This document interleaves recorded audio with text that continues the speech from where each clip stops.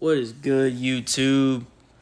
It's Mason, and today I'm bringing you another video on a mid-ball fade, low mid-ball fade. And right now, the first step that I did with this was start off my guideline with my liners, of course, starting at the temple point and kind of dropping it in the back.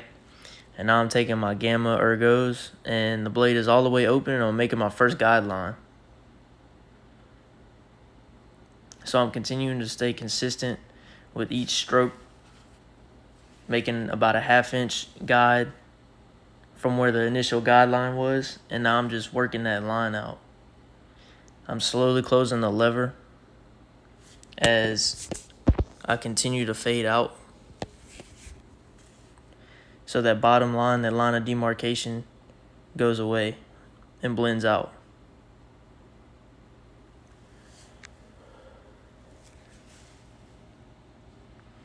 So here is probably about halfway, and I'm just simply flicking out with my corners and trying to work my magic, trying to get this line to fade completely out, because your first guideline, your first initial guideline is your foundation.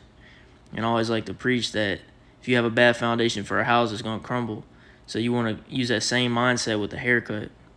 You need that foundation to be A1, so that way the rest of the haircut follows.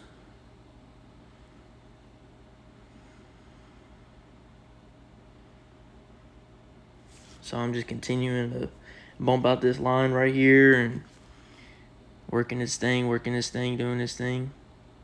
So my next step is take a number 1 guard, open the lever up, and continue with the same process. You want to go up about another 1/2 inch. And what this is doing is creating another line of demarcation. So when you're doing a fade, you don't want to push your guides up anything pretty much over a 1/2 inch. Depending on the type of fade the client wants, you want to consult with your client and make sure that y'all are on the same page, y'all are on the same mindset, because some people want a real drastic spread out fade, and that means you have to put your guides a lot longer, a lot more spread out. But for this client, he likes the fade to be more tight, more in one area.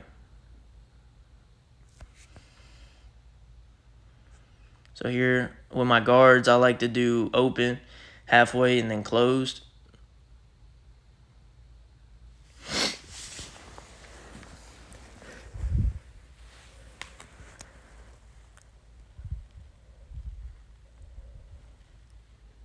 I'm just continuing to bump out that line.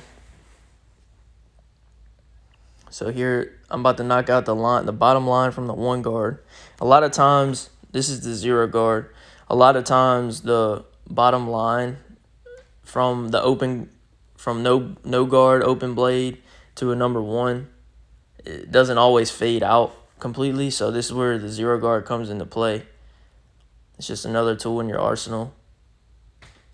Most clippers come with the 0 guard now, but back a few years ago, you'd have to buy the 0 guard separate, when all they had was like Andes and Walls. Now they got Babulus and Gammas and all kind of other clippers. Recently, I've been rocking with Gamma a lot. I feel like the quality of their clipper is really, really good. They're made in Italy.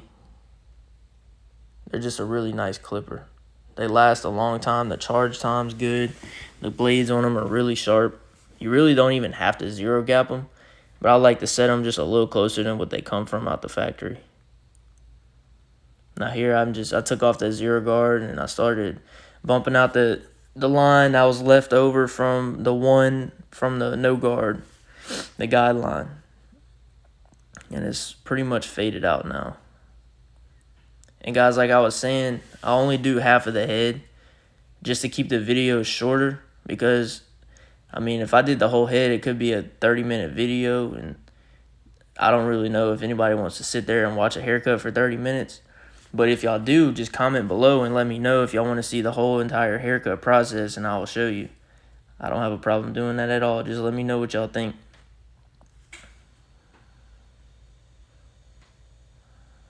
Also, let me know what clippers y'all like to use.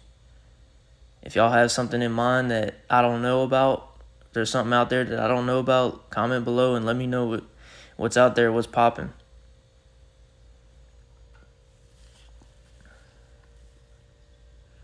So right here's my number 2 guard. And I'm just kind of knocking out bulk with this guard. Anything really over 1.5 is just to knock out some bulk.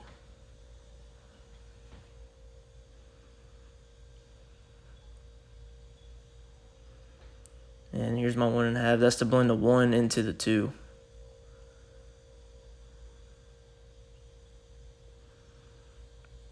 Just flicking away, trying to get that little line of demarcation out of there, knocking out some more bulk.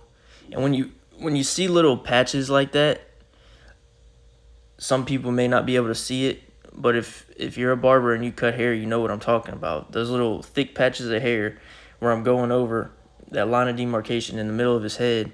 The best way to really get rid of those patches is to flick them out with the corner of your blade. That's going to spread the hair out. And then you come back with the blade more flat. You still want to use the corners because if you use the whole blade, it's gonna make a new guide. But it spreads the hairs out enough for you to come back in there and cut the rest of them. And it kind of like deletes that patch of hair. It's really crazy how it works, but it's pretty incredible whenever you get that full fade. So we're transitioning into clipper over comb, and this is a very, very useful technique whenever you're trying to, get rid of a bunch of bulk at one time into longer hair.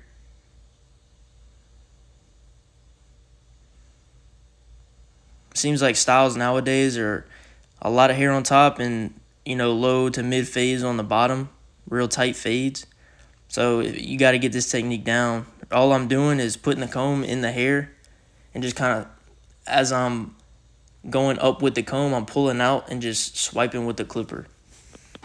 Just do that a little bit at a time. Less is more when you cut hair because you can't put it back on. So you just want to take your time when you're doing clipper over comb because you can gap somebody's hair doing that.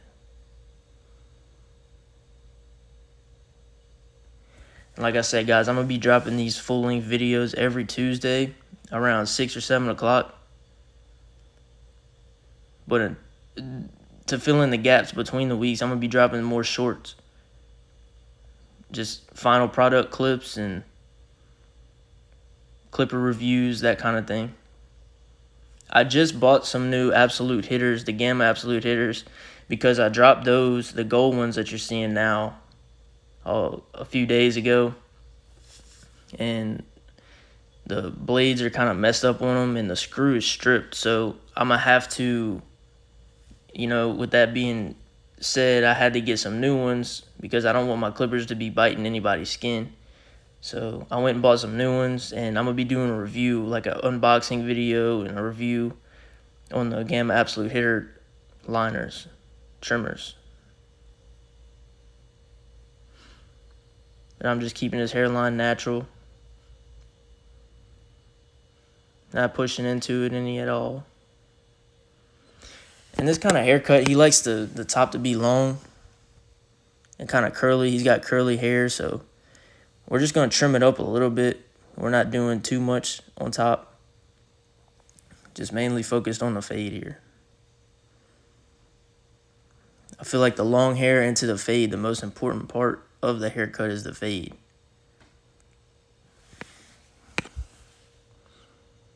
Guys, we're located in Ponchatoula, Louisiana. Unique Cuts. Me and my partner opened up this shop February 1st, and we've been rolling. We've been busy ever since. So if you're ever in the area, stop by, and we'd be happy to cut your hair, man.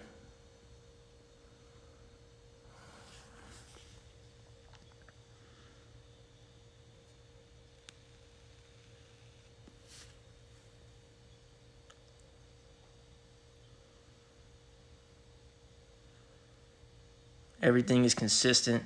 Everything is smooth. Everything flows with the first initial guideline that you started. That's how you want your haircuts to come out. You don't want one side being all faded way up and then you got the back not faded up at all. You want everything to be smooth. You want everything to be consistent. You want everything to be perfect.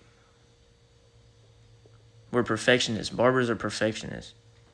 if you're not giving everything you can into your haircuts, then you need to understand that clients feel off what you're doing to them. Clients feel off if you're giving a half-ass haircut, if you're taking, more time than usual on your haircuts to work out those details and to make those few little extra things pop. Clients can feel that. They can understand, like, okay, this man really takes care of me, so boom, they're going to take care of you. They're going to give you $100. They're going to give you a big tip.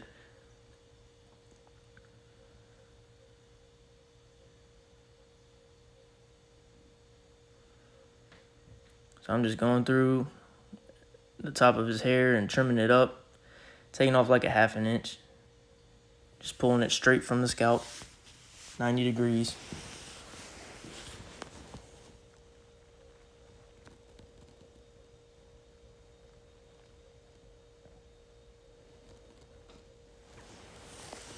Also, comment below what kind of scissors y'all recommend. I've been trying to look at new scissors to get. I got some scissors from Sally's not too long ago, and they're not really the best quality. They're kind of cheap, but I'm trying to get more into my scissor game. I don't really know much about them. I heard Japanese steel is the best, but y'all let me know in the comments below what kind of clippers or what kind of scissors are the best. I'm trying to get my scissor game up.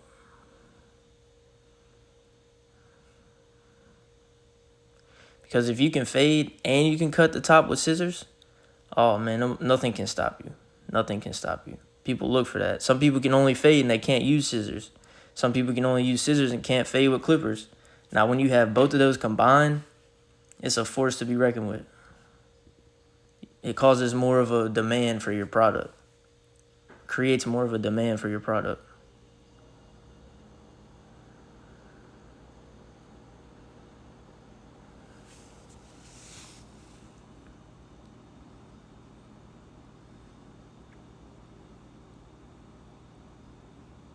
It's a little blow dryer. Blow drying the hair, just drying it off. You don't want to let your client walk out with wet hair. It's never a good idea, especially, it's summer now, but when it's cold out and they got wet hair, they could get sick. It's cold. Nobody really wants to do any of that. Nobody wants to have wet hair when they're walking out.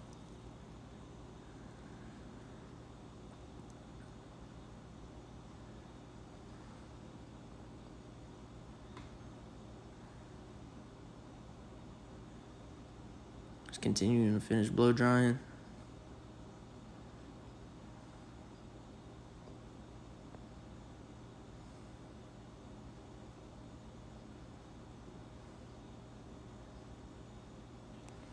And like I said, let me know what y'all think about this haircut. Let me know what kind of clippers are hot. Let me know what kind of scissors are out there. I want to ask y'all questions so y'all can give me feedback and we can make these videos better. Let me know what I can do to make this video better. Let me know what I can do to make that haircut better. I'm always looking to grow. I'm always willing to learn. I've been cutting hair for 6 years. I've been licensed for 3. But I'm still willing to learn. I'm still willing to go that extra mile. There's never a time where there's not something else you can learn.